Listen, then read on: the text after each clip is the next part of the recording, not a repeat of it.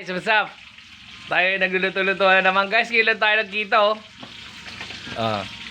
Guy, ay muna daw. Hi! So, ang putik natin ngayon guys. Ano yan guys? Ating lunch. Sayote. Oh, yung kabisolo ako niyan guys. Eh, no? Ang sayote. In English daw guys, ang for uses. Iyon. Tapos meron tayo ditong galunggong. Kabisa talaga dyan guys. Eh, no? Tsaka meron tayo ditong papaya ini guys. Yan lang ang food trip namin ni Inday. Ano? Trip na yan, no? Bisaw-sawang kang mabisa.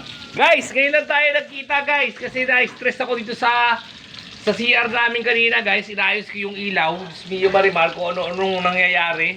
Hanggang sa kwarto, hanggang dito. So, ngayon lang talaga tayo nagkita guys. So, ang food trip namin ni Inday guys. Ayan, no? Yan, no? Ilalutong pa ng gusto guys. Pabor na ba kayo sa food trip na yan guys? Napakasarap lang talaga niyan eh, no? Ito masarap dyan guys para dito. May papaya ini ka, pampatanggal umay. So guys, napakasarap niyan. Kain na tayo. Kakain na tayo. Sarap niyan. Day! Day! Ginagawa ko, Carlo. Day! Kain na tayo.